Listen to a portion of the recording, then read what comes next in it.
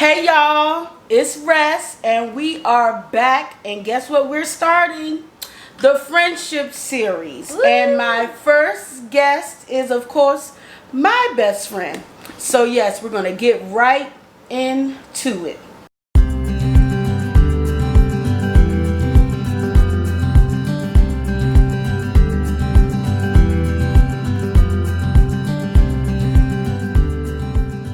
I just wanted to highlight the positivity and the importance of healthy friendships. Friendships are just another form of relationships, and so your relationships with your friends are just as important as your relationships with your parents, your other family, or any other important relationships. Your friendships are very, very, very important. And I want to give you guys a little scripture, because a lot of times people think that not having any friends is a good thing, and that's not the case, guys. You need people. We are people that were made to be loved, and God uses people to bless us and to elevate us, or to help elevate us. He uses people, so we cannot get in this funk or this mood about, oh, I'm good by myself, I don't need nobody, because that is not true. Ecclesiastes 4:9 says, two are better than one, because they have a good reward for their labor. Verse 10, for if they fall, the one will lift up his fellow, but woe to him that is alone when he falls, for he hath not another to help him up.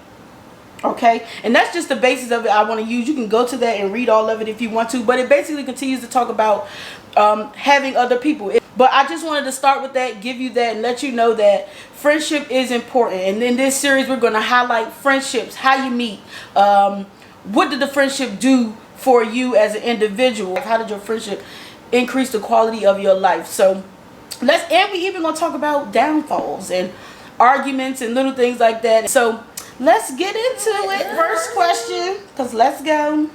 Because I'm about to see. And we also have a little spin to this at the end, so please wait to the end before you click off, because y'all be clicking off. Yeah, I do. Watch my friend whole video. Thank you. Okay. I'll see. That's why you need friends. Okay. Let me start. Let's see. First question. When did you meet? Easy. Go ahead. When we meet, of course. 2000. Are we giving a year? I was just saying when or where, but yeah, that's fine. Oh, in college, gospel choir rehearsal, right? I was an alto. Alto. I wanna be down. I wasn't there with the alto crew. When we really became friends, is the day one of our other friends, I used his car when we went out of town, and we needed to run some errands. So I took myself to Sprint. And I left my phone at Sprint, and then we went to Walmart. And literally, y'all, ever since that day, we have been around each other every single day. Almost every single day. In that moment, what purpose did the friendship serve? At that time, I had someone that I called a friend, but at the end of the day, she really wasn't a friend. We argued a lot. And I'm not an argumentative person, so that just didn't last too much. They didn't last long. Where me and Caressa, we just had a lot of things in common from the jump. You know, like how we were raised and our goals, and like where we supposed to be in knowing our purpose in Christ and all of that. So we were on the same page as far as that. So it really wasn't hard to get along with each other, because we had those same morals and standards, you know, from the jump. Okay, your turn. Okay, so y'all, I could talk, so this might be a little bit lengthy. I'm a preacher's kid, so hey, PK, shouts out to the PK. So hey, y'all. So when I met Courtenay, I was coming off of a spiritual type of, I guess it's spiritual warfare type of thing in my own life. Being a preacher's kid, y'all, is a difficult job.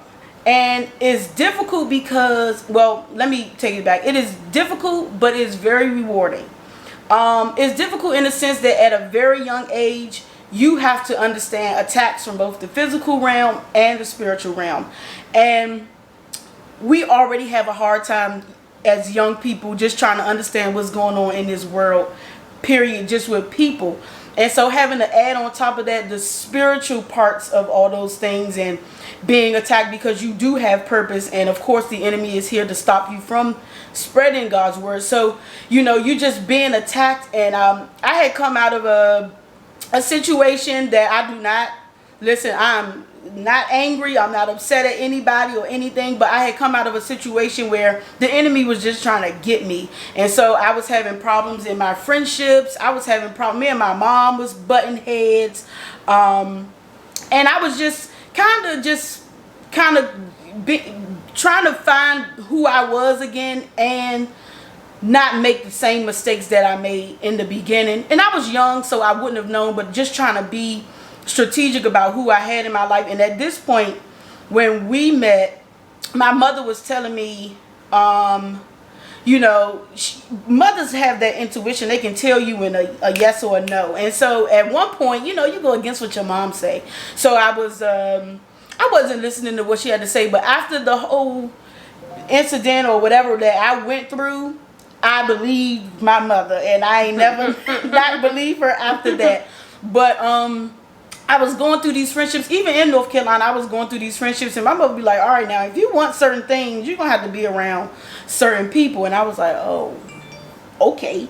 So, when I met Courtenay, like I said, we didn't really hit it off at the very beginning, but we slowly, became really, really good friends because, like she said, we had the same foundation. My friendship with her was important for me because it didn't take me out of who I was supposed to be.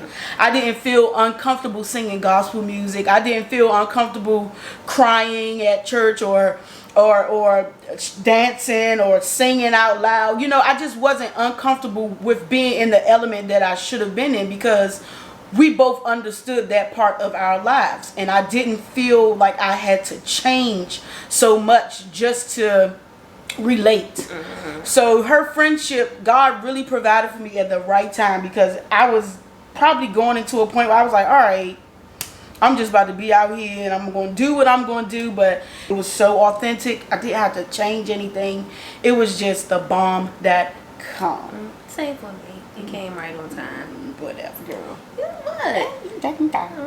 Okay. Biggest fallout or disagreement that we ever had? We ain't really had no big falling outs, but what you gonna say? And it better not be what I think it is, because we weren't really even friends right then. Whatever. We wasn't.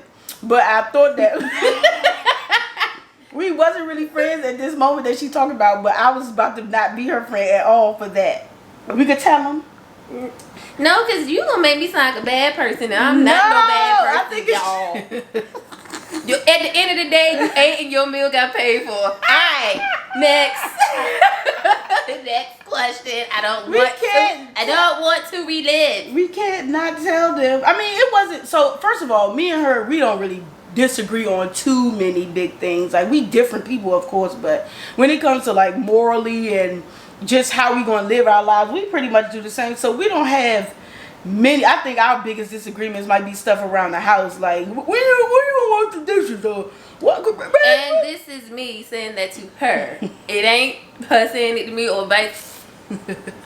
Y'all, I mean, look. I'm the what they said, one. Felix and what's that story? Felix and what was it? The dirty friend and the clean friend. I'm not dirty, but I'm the junkie friend, and then you got the clean friend. This is what our relationship is. But anyway, we haven't really had any falling outs, and I like to attribute or contribute that. I don't know which word it is, but I like to chop that up to us having the same goals. I think that when you are aligned with God, every relationship that you have that's aligned with God, it shouldn't be too much discourse. I mean, the enemy will come in, and I believe that he's tried our friendship, but I don't think, because I always understand things, or I always try to look at things from a spiritual side before I look at anything physical, because the more you look at things physically, the more you get angry at people.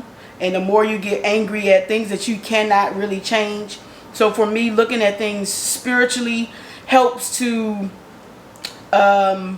decrease really confusion. So I'm able to say, oh, that's the enemy, because I know my friend wouldn't do those types of things, or that's a trick that's trying to separate us. So let's hurry up and get together and talk it out, and get whatever you got to say out. We've had, like, I think I'll tell this one, she probably don't know, but it was recent.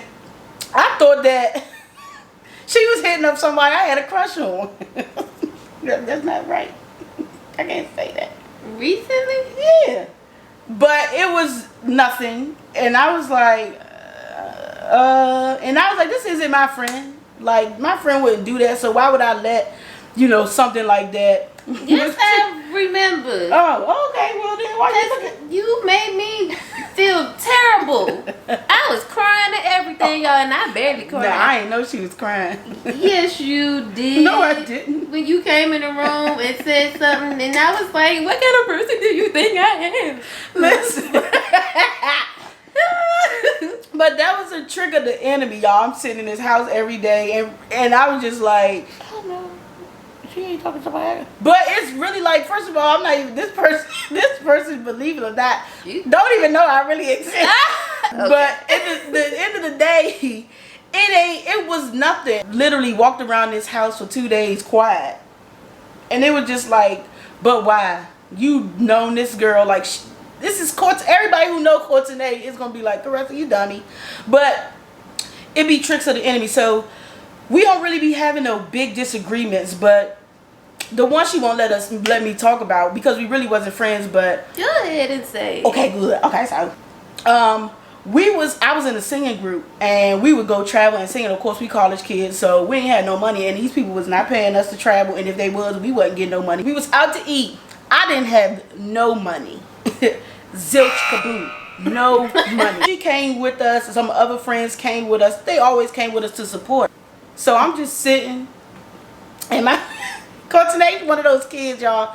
You know how the kids in high school who always got money for snacks? This is Courtenay, always had money for snacks. And I'm sitting there, and she's like, oh, why you not eating? I was like, oh, I don't have no money. And she was like, oh, what you say? She was like, I don't want to talk about this anymore. She was like, oh, well, go ahead. You should eat something or something like that. So I was like, oh, okay. So I go, order my food. I'm eating. We having a good time. The bill comes. So I was like, all right, bet. I handed it over to Courtenay, and she looking at me like, well, what's that for? And I said, well, when I was saying I ain't had no money, you was like, well, go ahead. She was like, well, I'm sorry. She was like, well, that didn't mean I was going to pay.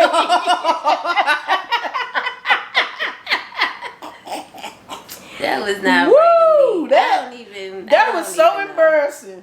I don't even It was so embarrassing, y'all, but I ain't saying in front of everybody. Look, I was handing you that bill, and it wasn't getting taken care of, and I'm seeing it. Eventually, I think she paid for it, and I was pissed off because I was embarrassed. I don't like being.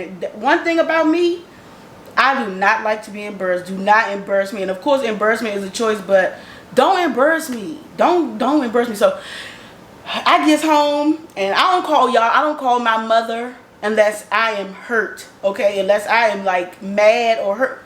No, I'm just saying. You called your mother on me? Well, it wasn't on you. I called her because I was like, Ma, can you please bring me $13 because you definitely did.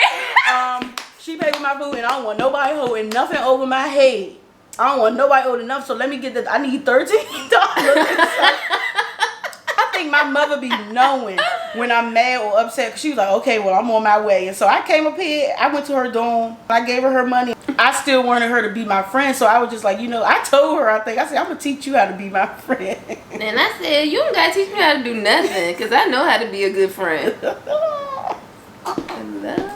Well, to this day, we right here. And so whatever it was, it worked out. Why did you decide that the friendship was worth keeping? Well, like I said earlier, it just came at the right time. It wasn't fake. I didn't feel uncomfortable being who I really was. Go ahead. Yeah, same here. Didn't feel forced. It was kind of like a natural thing. Yep. Yep. And guess what, y'all? It was so weird. Like every time we had one of those friendships that it was no question. Like if we was going out and I had the money and you didn't, it wasn't no, well, can you get me? It was, that's automatic, because if I'm going somewhere, then you going somewhere. Unless we was going out on dates. Well, we wasn't doing a lot of dating in I wasn't doing a lot of dating in college. Neither. I ain't date nobody in college. But I be up, to this day. right? To To this day, I be up and she'll like, or she'll be down, or at the moment, and it'll be perfect, or she'll be up and then I be down, and it just never failed. Yeah. It always worked out. Things happen, but it just was like, whenever we needed each other, it was always working. I think she just came off a job that she hated. I did not hate it. Oh. But it was things that I did not like about the job, but I didn't hate the job. Okay. Yes. But, you know, it wasn't giving her what she needed. And, you know, a lot of times, you know, she felt tight. And so I was at work and I was, you know, balling. I was good. I was making money. So I'm like, puh, yeah. Then coronavirus hit. And she had just got a new job. Literally probably, what, a month or so? Before Corona? When did that happen? Corona? Corona had been shut down everything in March. Yeah, so like 3 months before. Oh, okay. Well, like, Yeah. okay, yeah. So a few Like months 2 before, months, yeah. she got a new job, and of course the pay was better. And I then knew. I went down because coronavirus. Of course, I stopped working. So for like 2 months, I didn't have any income, and you know, it was just no question. This friendship in particular was one of my greater friendships that I've ever had. I've been through some rough moments, from having a lot of friends to having none, and she was still there. I love everybody, or I have love for everybody, and I want everybody to have fun. So I would invite everybody to my home, and my mother would cook. When we was in North Carolina, my mother would cook, and so I had a plethora of people, and I was cool with the majority of them. I wouldn't say we probably wasn't friends, but you know, back then you use the word friend loosely. So I was like, oh, okay, yeah, I got all these friends. And then when I took a stand for myself or for other people, people would just shy up and be quiet. And it was just like, but, and my mother, she said, you can't be fighting these people's battles, because what's going to happen is you're going to stress yourself out, and they're going to go back to regular normal, and you still going to be on the outside looking in. And so that was what was starting to happen to me. And guess who was by my side the whole time? Quarter. She didn't. Now, people said that I didn't care, or I was mean, or I was whatever, but she was the one who was like, Caressa, we not going, nope, we not about to keep. And I was just like, but maybe we can work it out, you know. And she was like, oh, I ain't worried about that. She really held me down doing some of the low. I don't know if she really knew that, but those moments really affected me, because I like people. She never left my side. And my mother didn't have an issue. My mother, she let her live with us. We had a 3-bedroom apartment, nice apartment. Yeah, And nice pop. she let her live with us, and that's when I knew that it was like, oh, this is a divine friendship, because her parents, like I said, they are amazing. And when they come, they embrace me like their own little child, and they like I call them Aunt and Uncle Norman, and all those types of things. And vice versa. Vice versa. My family she's family. Feel like. And so it was just easy. It was just easy. This friendship was just easy. It was, and I believe that's how the relationship should be. Of course, you have ups and downs and disagreements. We've had disagreements before. Don't let those one or two think that that's the extent of our disagreements, because we've had plenty. But because we both know who God is, and we know what the enemy sets out to do, and we know, you know, people often say, you know, some friends are for a season and some are for a lifetime. It's up to us to make that decision. And that just comes with how we act. If she would have, or I would have changed up how I was, then of course it's going to be for a season, because now you off course. So because we still have the same goals, the same mindset, God is still first in every area of our lives. I I think it's just easier. You know when people are lifetime because they don't cause you to stray. They don't cause you to just be held back. And so with this video or these videos, it'll just be 3 basic questions, the ones that we asked each other for everybody, and everybody's stories are going to be different. So I hope that you've enjoyed this and that you have a friend that you would love to come on this show with, because I'm excited to have people come and talk about their friendships on this show. It's going to be amazing to just spread the importance of healthy friendships, because they are here to pull you up when you need to be pulled up, or to celebrate you when you do great things, because some of us don't have great family, some of us don't have great support systems, and friends are the family members that you get to pick. They are some people who that are really here have for your best interests at heart. Get God in there first. Let's come on. If you have some person, a best friend that you want to come on with, because you know y'all have a powerful story that can help others, please, please, please hit my email up below. You and your best friend want to come on and chit chat with me. So to the fun part. We're about to do this fun part. So we have to come up with questions for each other to answer correctly. If you do not answer them correctly, guess what you're gonna get? If she get these questions wrong, in the face. Back at you. Why you thinking you not gonna get nothing wrong? Cause I know my best friend.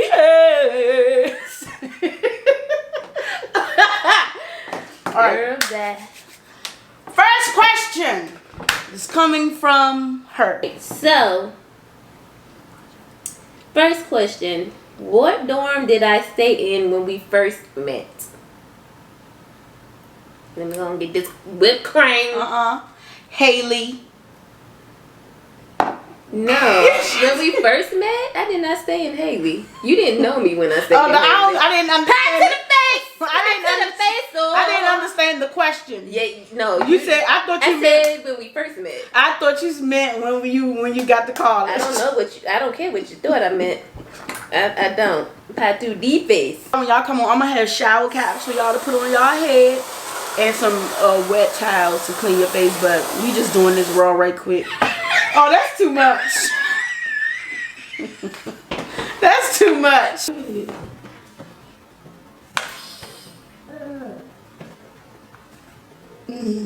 All right. All right.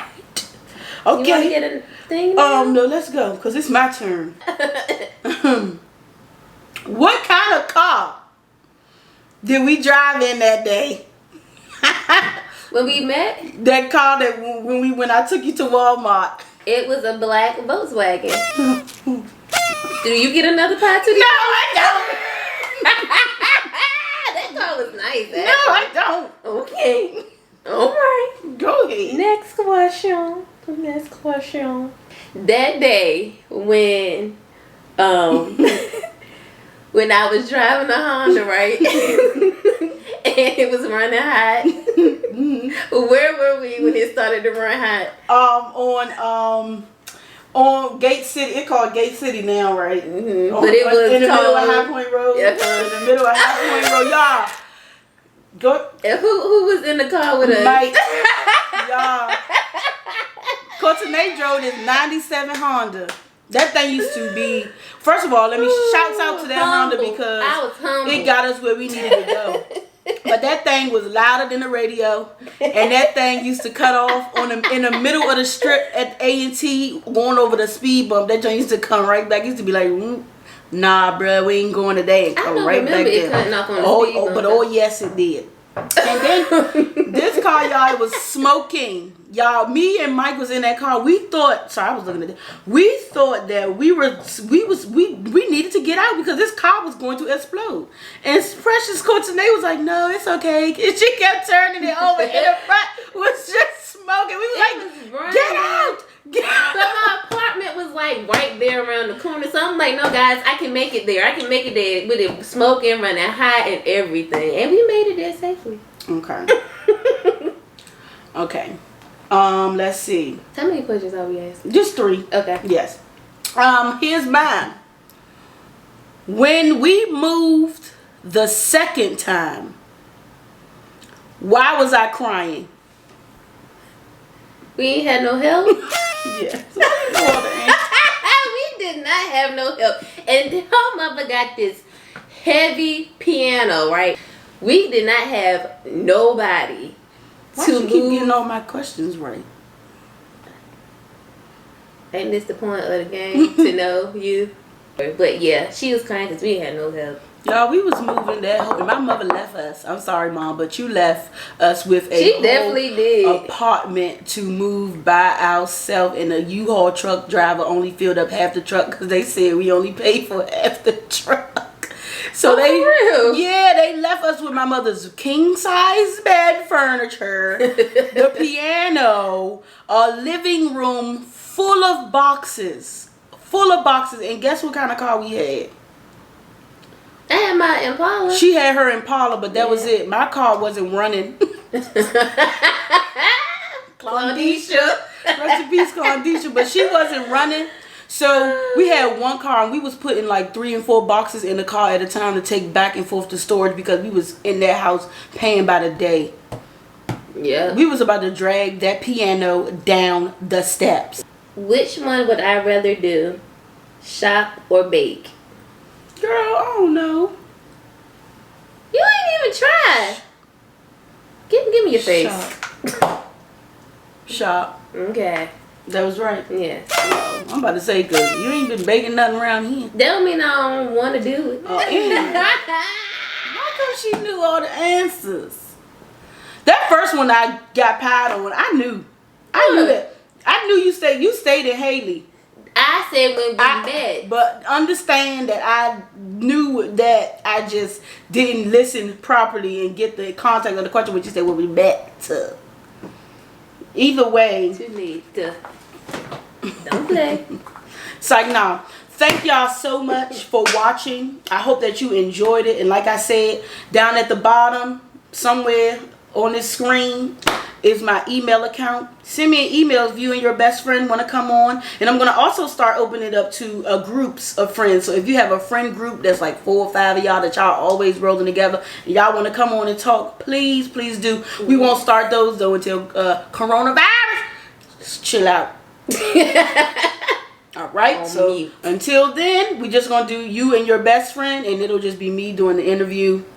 Courtney will probably be on just for support. Yeah. Boop. Okay, so thank y'all so much. Please like, comment if you want, and subscribe. Subscribe, and share.